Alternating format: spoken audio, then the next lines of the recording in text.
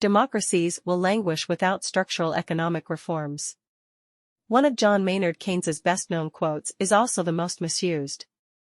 His "in the long run we are all dead" quip has been interpreted as a call to focus policy efforts on correcting short-term swings in economic activity. This is perhaps manifested in James Carville's slogan for Bill Clinton's 1992 campaign, "It's the economy, stupid."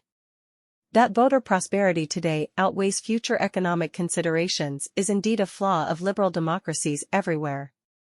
Keynes goes on to say, economists set themselves too easy, too useless a task if, in tempestuous seasons, they can only tell us that when the storm is long past the ocean is flat again. Rather than encouraging short-termism, Keynes was critiquing economic models that complacently assume a return to some long-run point of balance. The notion that Keynesian economics equated largely to near-term demand management was in part a convenience. Structural reforms are far harder than interest rate or tax tweaks, as they involve boosting the productive, or supply-side, capacity of an economy, including its labor, capital, technology and ideas. They often enact a cost on today's voters for long-term gain.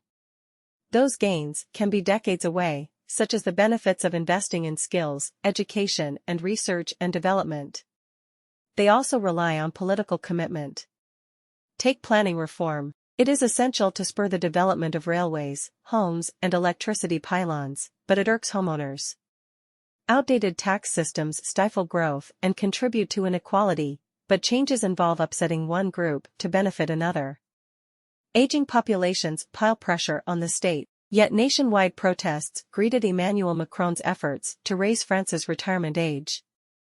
Surveys also show citizens want action to tackle climate change, but many do not want to pay for it. Advanced economies have already opened to trade, reformed banking sectors, and privatized finance, the groundwork for growth since the 1970s. Future supply-side measures may be more complex or involve more disruption for voters, redesigning existing legislation, allocating resources more efficiently and building things. Although it is dubbed modern supply-side economics, the U.S. Inflation Reduction Act faces its own supply limitations in skills, workers, and permitting. The result is over-reliance on demand management and unrealistic expectations of the power of monetary policy and budgets to guide the economy. The implications are threefold. First, economies have not kept pace with long-term shifts such as climate change, aging societies, and technology. Second, countries have become less resilient to shocks. Britain is an inflationary outlier in part due to labor shortages, exacerbated by limitations in its skills and health system. Finally, these factors have stifled productivity growth. As this underpins sustained wage growth and tax revenues, it feeds us versus them politics, making reform harder.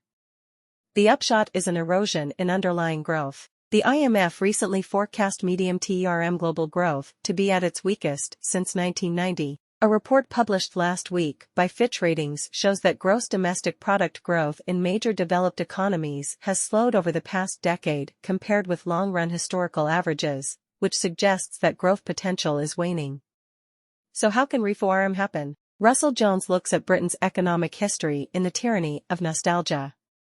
First, a consensus for change has been easier to muster in the aftermath of disruption. Margaret Thatcher's free market reforms came after the economic pains of the 1970s. Under Tony Blair, reforms were made early in the electoral cycle, such as the Bank of England's independence in 1997. The economic backdrop mattered, too. Blair inherited solid growth and public finances, enabling him to focus on fixing public services. But democracies cannot wait until the political and economic conditions align. With globalization, a driver of growth, slowing, reforms take on greater importance. Supply-side policymaking must become an open-ended process to support economic agility and productivity. Institutions need to be geared for the long term. Structural growth requires regular monitoring. The private sector needs incentives to invest for the future. Creative policy design helps, cushioning the short-term cost of reform. Ultimately, the public conversation must mature to an acceptance of trade-offs, without which long-term economic progress for everyone stutters. It is time to update our understanding of Keynesianism. Yes, economies are prone to a boom and bust cycle, but they are also not guaranteed to return to the same long-term path to prosperity. It's the supply side, stupid. This is a learning channel providing the latest articles of famous newspapers and magazines bilingually, for your better understanding of the world's politics and economy. Please subscribe to our channel and push me to edit more videos for learning. Thank you very much and see you next time.